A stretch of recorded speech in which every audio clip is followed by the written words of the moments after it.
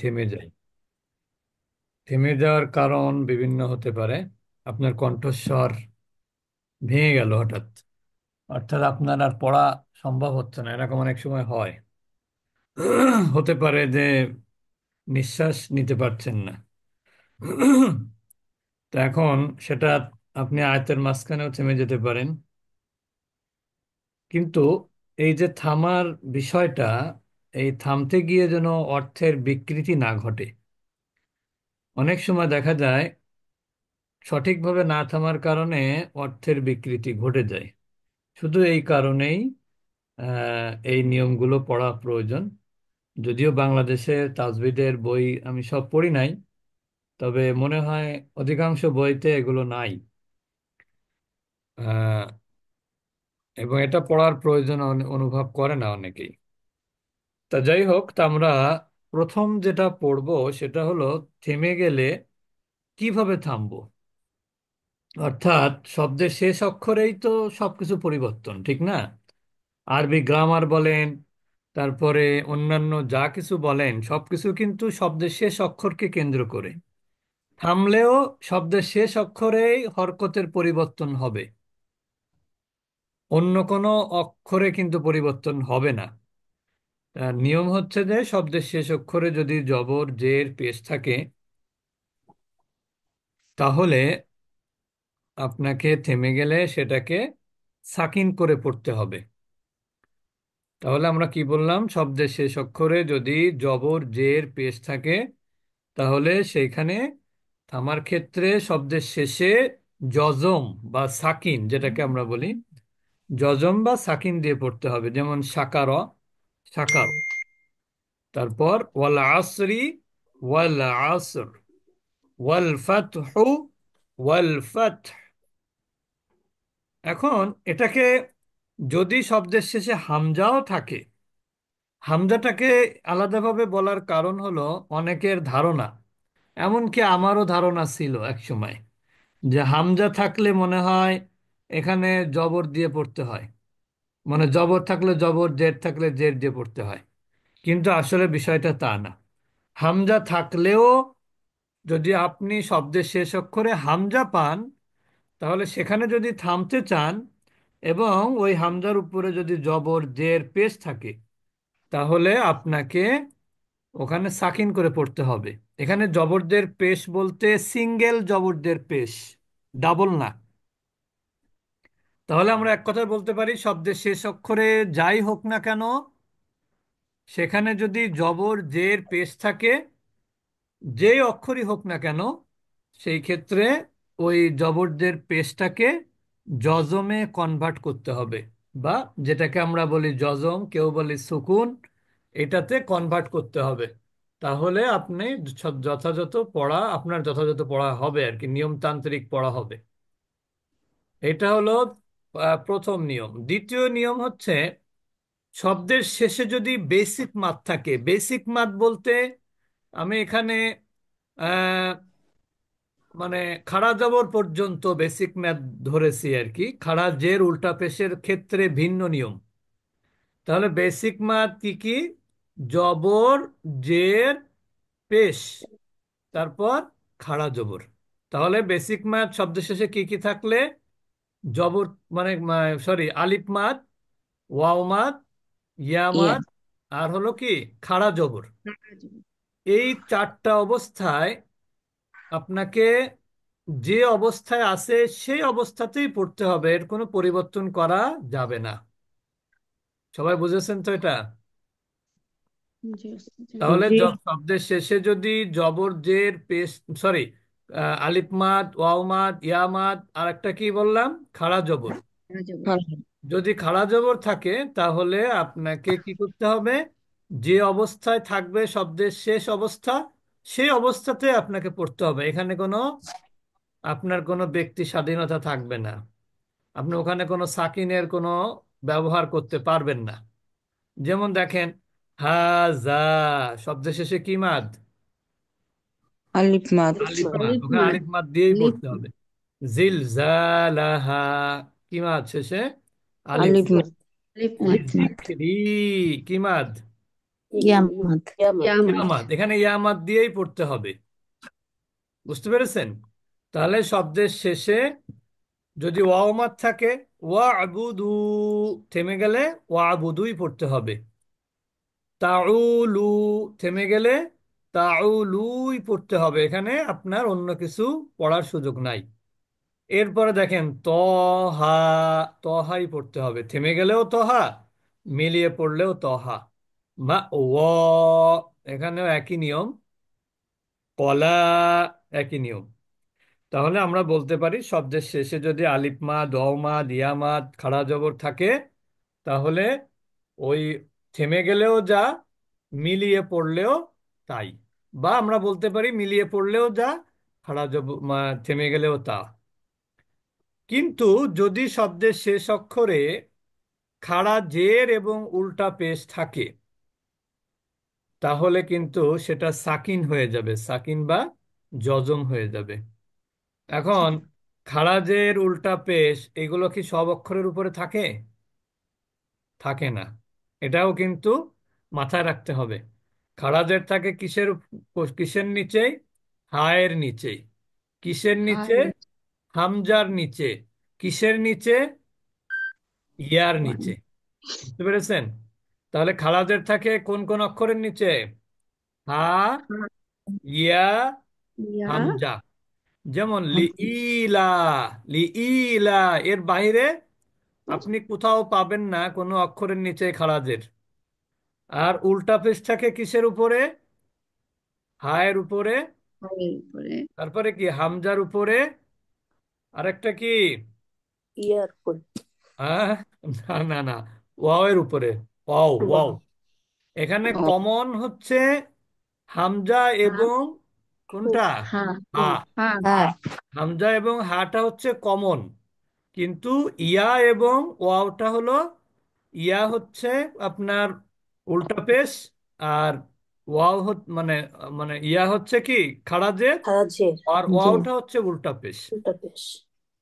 তাহলে আমরা বললাম হচ্ছে যদি শব্দের শেষে খাড়াজের বা উল্টা পেশ থাকে, যেটাকে আমরা খাড়াজেরকে বলি ইয়া সগীর, উল্টা পেশকে বলি ওয়াও সগীর, তাহলে আপনাকেও থামলে ওখানে সাকিন বা জজম করে পড়তে হবে। তাহলে আমরা আবার একটু পেছনে আসি। শব্দের শেষে যদি আলিফ মাদ থাকে, ওয়াও মাদ থাকে, ইয়া মাদ থাকে, খাড়া জবর থাকে, তাহলে কোনো পরিবর্তন হবে না থেমে গেলে।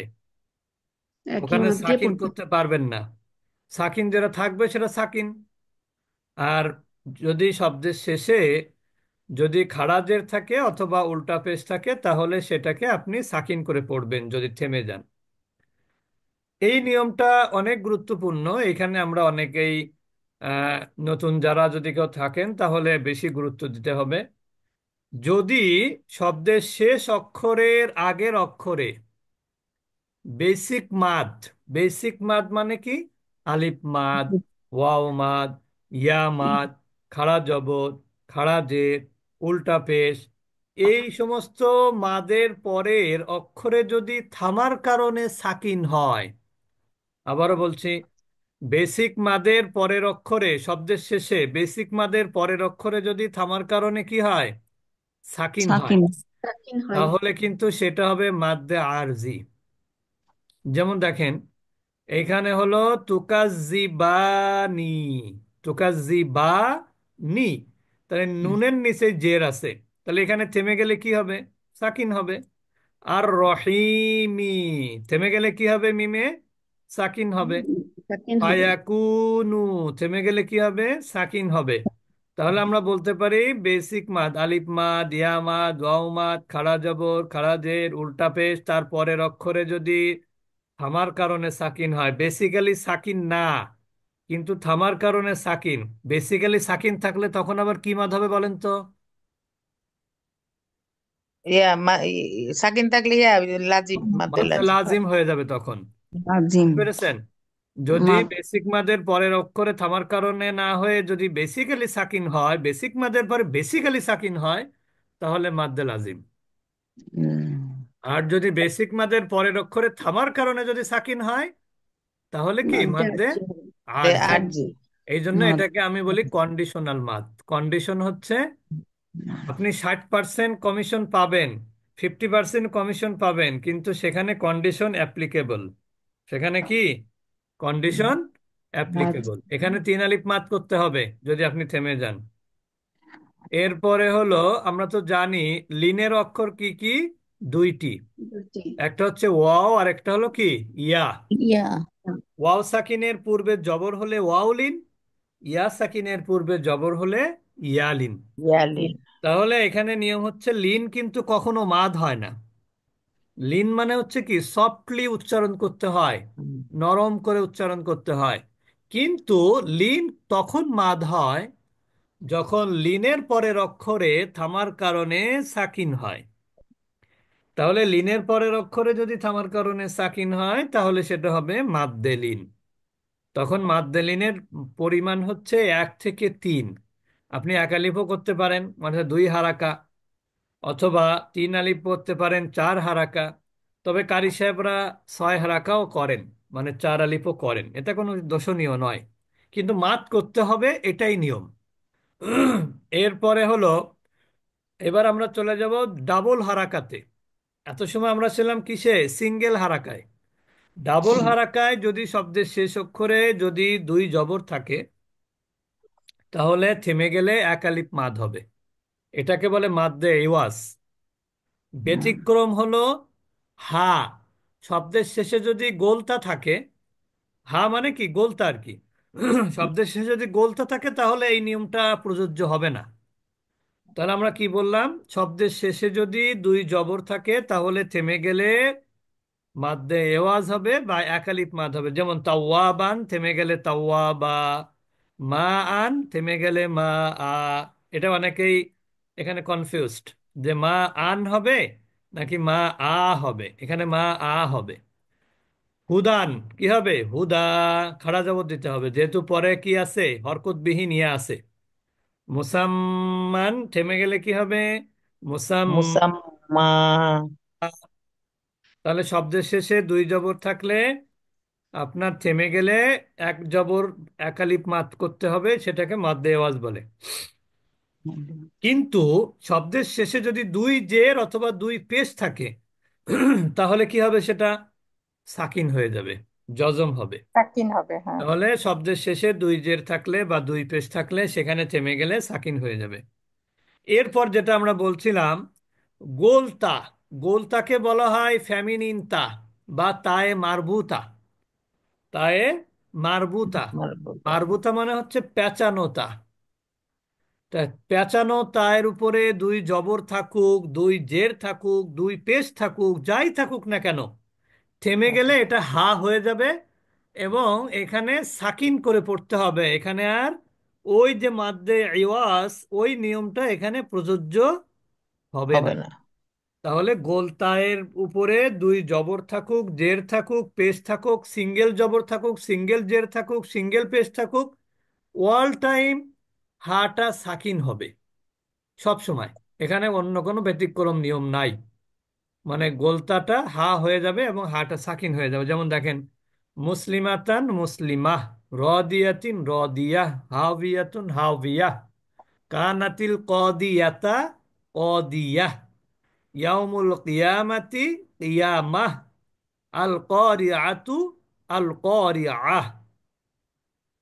এরপর এইটা তো আর দরকারই পড়ে না যে শব্দের শেষে জজম থাকলে ওটার পরিবর্তন হবে না। এবার একটা নিয়ম, এটা নিয়ে অনেকের মধ্যে কনফিউশন। শব্দের শেষে যদি তাজদিদ থাকে, আমরা তো জানি যে তাজদিদ কিন্তু কখনোই একা একা উচ্চারণ হয় না। তাজদিদ হুম। কি করে না, কখনোই একা একা উচ্চারণ করে না। Tajdid can not leave alone. বুঝতে পেরেছেন? জি। তাজদিদ একা একা বাঁচতে পারে না। তাজদিদের সাথে কি থাকতে হয়, জবর নাইলে জের ডবল। নাইলে পেশ। জেনারেল বেশ। কিন্তু যদি আপনি তাজদিদ শব্দের শেষ অক্ষরে তাজদিদ আছে এমন অক্ষরে যদি আপনি থেমে যান, সেই ক্ষেত্রে কিন্তু ওই হরকতের উচ্চারণ হবে না, শুধু তাজদিদেরই উচ্চারণ করতে হবে। ক্লিয়ার এবার? হুম। জি। ক্লিয়ার। তাহলে আমরা কি বললাম, শব্দের শেষ অক্ষরে যদি কি থাকে, তাজদিদ থাকে, যে তাজদিদটা একা একা উচ্চারণ হওয়ার সক্ষমতা নাই যে তাজদিদের, সেই তাজদিদ কি হয়ে যাবে, তাজদিদের সাথে অতিরিক্ত যে হরকত থাকবে ওই হরকতটা থেমে গেলে উচ্চারণ হবে না। সাথে সাথে এটাও বলে রাখি, শব্দের শেষে যদি ওয়াজিব গুন্না হয়, ওয়াজিব গুন্না তো নুন এবং মিমের উপরে তাজদিদ হলে, তা নুন মিমে তাজদিদ হলে কি তাজদিদ একা একা আসবে? আসবে না, সেখানেও কিন্তু কি হবে, জবরদের পেশ নিয়ে আসবে। সেই ক্ষেত্রেও একই নিয়ম, যে আপনার হরকতের উচ্চারণ না হয়ে শুধু তাজদিদের উচ্চারণ করতে হবে, অর্থাৎ গুন্না করতে হবে। যেমন আল মুস্তাকররু, থেমে গেলে কি হবে, আল মুস্তাকর। বুঝতে পারি। আসামিরিয়ু, আসামিরি। আল গম্মি, আল গম, এখানে গুণনা করে ছেড়ে দিতে হবে। এখানে কোনো হরকত উচ্চারণ করা যাবে না, শেষে যে জের আছে এটা উচ্চারণ করা যাবে না। জান, এখানে জান বলতে হবে, বুঝতে পেরেছেন?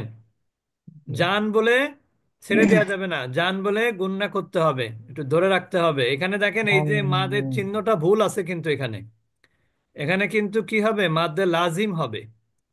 এটা জি। কিন্তু মাদ্দে মুনফাসিল না, চিহ্নটা দেয়া হয়ে গেছে মাদ্দে মুনফাসিল, দেয়া হয়ে গেছে মানে ফন্টের কারণে এরকম হয়ে গেছে। তাহলে আমরা কি বললাম, শব্দের শেষ অক্ষরে যদি তাজদিদ থাকে তাহলে তাজদিদের সাথে থাকা অন্য হারাকার উচ্চারণ হবে না, যদি আপনি ওই তাজদিদ আলা অক্ষরে থেমে যান। ক্লিয়ার? আর শব্দের শেষে যদি কি থাকে, ওয়াজিব গুন্না থাকে, নুন এবং মিমে তাজদিদ গুন্না করা ওয়াজিব। এখানে গুন্না করে ছেড়ে ছেড়ে দিতে হবে, কিন্তু হরকতকে ধরা যাবে না। সর্বশেষ যেটা, সেটা হলো আমরা তো জানি কলকলা, কলকলার অক্ষর কিন্তু কয়টি, পাঁচটি।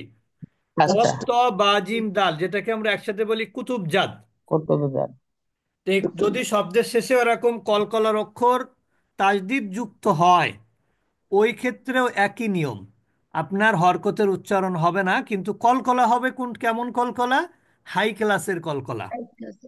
যদি শব্দের শেষে কলকলার অক্ষরে তাজদিদ থাকে, তাহলে এইটা হচ্ছে কলকলাতুল কলকলাতুল কুবরা। কুবরা। এটা কি হবে, কলকলাতুল কুবরা কুবরা। হবে। তার মানে এমন ভাবে কলকলা করতে হবে, যেমন খালি রুমে যদি আপনি একা একা শব্দ করেন যেমন কি হয়, সেটা আবার প্রতিধ্বনি হয়, প্রতিদিন। ওই রকম প্রতিধ্বনি হওয়ার মতো কলকলা করতে হবে। দেখবেন সৌদিতে যারা হজ ওমরা করেছেন, দেখবেন কিভাবে কলকলা করে, ওই শব্দের শেষে তাজদিদ থাকে। মসজিদে হারামে, মসজিদে হারামে কত সুন্দর কলকলা করে দেখবেন। তাহলে এখানে বিল হাক্কি, এখানে থেমে গেলে কি হবে, বিল হক, মানে একবারে ভীষণ আকারে কলকলা হবে। ফিল হাজ্জি, ফিল হজ্জ, বিল তাব্বা, তাব্ব। তাহলে আমরা কি বললাম, শব্দের শেষে তাজদিদের তিনটা অবস্থা। শব্দের শেষে তিনটা অবস্থা তাজদিদের, কলকলার অক্ষরে যদি তাজদিদ থাকে শব্দের শেষে, তাহলে বড় ধর কলকলাতুল কুবরা হবে। শব্দের শেষে যদি ওয়াজিব গুন্না হয়, তাহলে শুধু ওয়াজিব গুন্না করে ছেড়ে দিতে হবে, হরকতের উচ্চারণ করা যাবে না। আর এই দুয়ের বাইরে যে কোনো অক্ষরে যদি তাজদিদ থাকে শব্দের শেষে, তাহলে সেখানেও আপনি শুধু তাজদিদ উচ্চারণ করবেন, হরকতের উচ্চারণ করবেন না। তাহলে আমরা আজকে পড়লাম যে, কি পড়লাম আজকের, এটা হচ্ছে নিয়ম, কিসের নিয়ম ছিল, আমার নিয়ম। থামার নিয়ম। আমরা আজকে পড়লাম থামার নিয়ম, বা যেটাকে আমরা বলি ওয়াকফের নিয়ম। আহ, ওস্তাদ জি, জি, আসসালামু আলাইকুম। ওয়ালাইকুম আসসালাম। শব্দের শেষে যখন হলো যে খারাজের উল্টা পেশ থাকে, এই নিয়মটা আরেকবার বলেন তো। মাদের শেষে শব্দের যখন শেষে আলিফ যদি মাদ ওয়াও খারাজের বা এই উল্টা